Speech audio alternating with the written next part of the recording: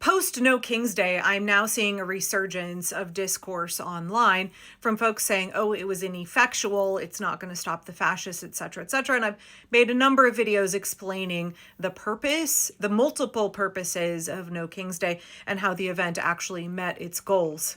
But I've gotten a lot of comments on those videos that are like this one. Hey, what if we all just stop showing up to work?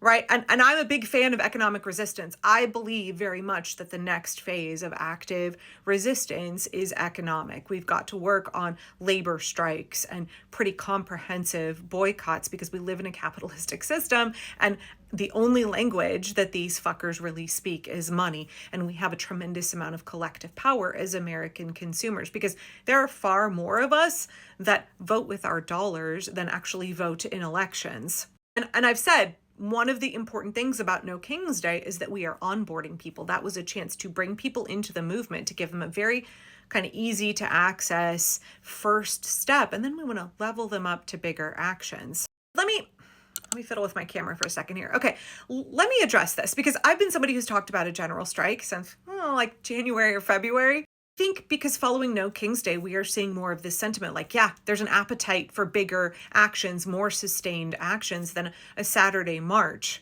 I appreciate and I echo very much that desire to do something more and to look at economic resistance. But I'm seeing those kind of comments. I'm not saying this person in specific, but I'm seeing those kinds of comments about how we need big labor strikes. We need a big general strike coming from folks who are like, events like No King's Day are really pointless. What we need to be doing is pulling these levers. And so I just want to remind folks that in order to carry off something like a massive labor strike, that takes a tremendous amount of organization and buy-in from an awful lot of people, right? It's not the bus boycott, it's the bake sale, right?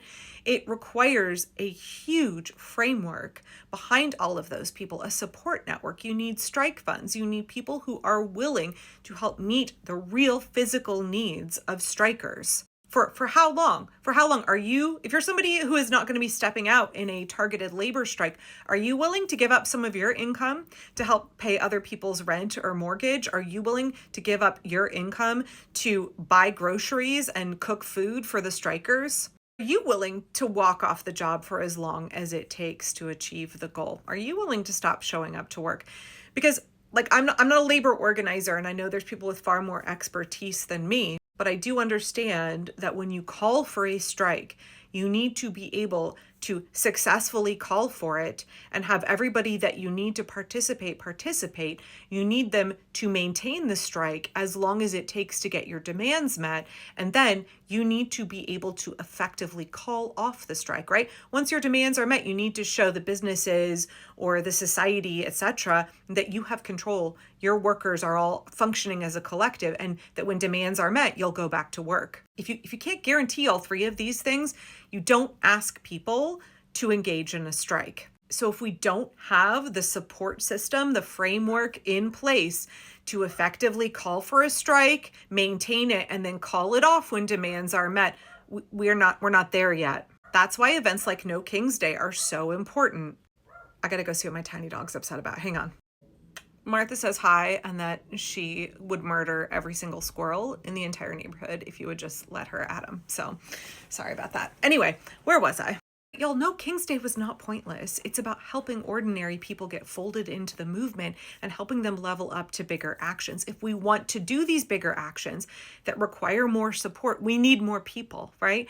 And the first thing that people are going to do is not walk off the job. You need to have a really small ask, right?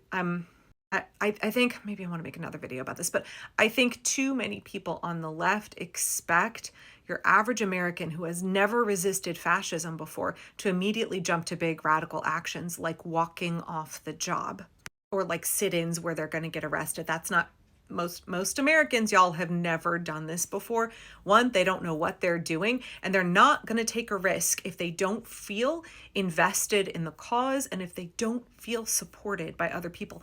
Would you be willing to walk off the job when you don't have solidarity, cohesion, you haven't built relationships, and you don't feel supported by the people around you who are asking you to walk off the job?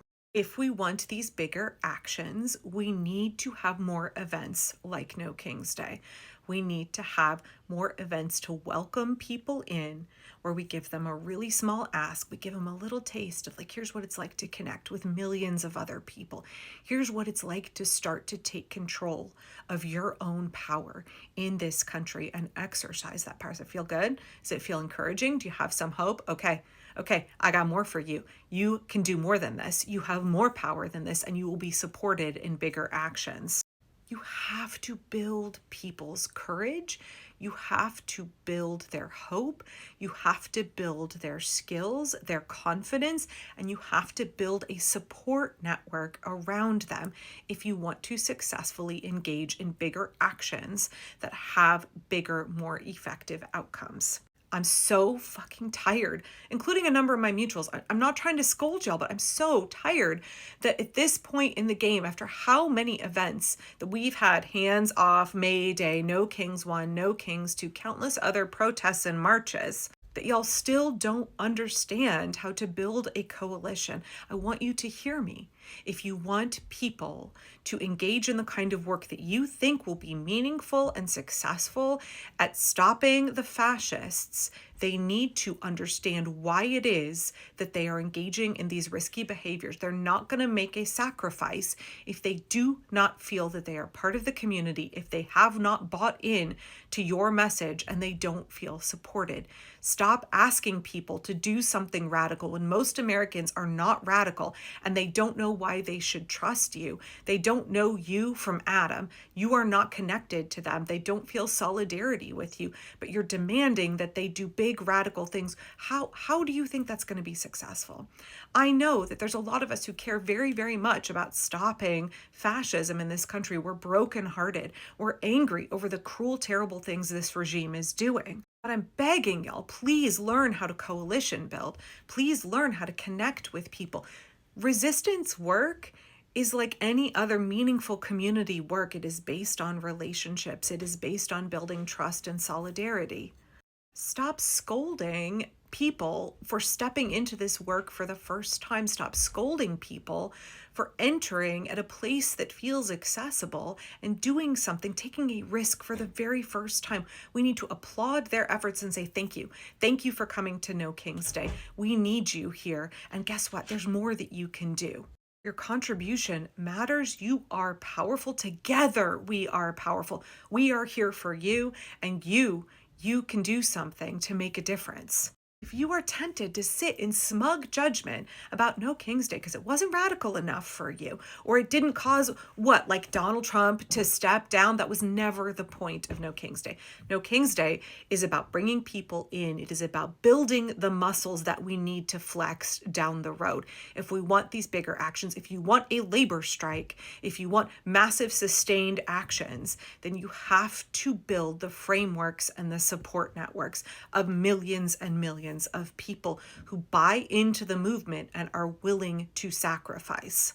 So yeah, I think we should be doing things like this, but we're not there yet. We're not there yet. If you're itching for these kind of actions, then you need to back up a little bit earlier in the planning process and realize, I want to get from point A to point J. Okay, well, we're at point C. So we got some work to do before we can engage in this kind of stuff. So let's figure out how to advance the cause step by step. Let's build the coalition. Let's build the muscles so that we can flex them soon.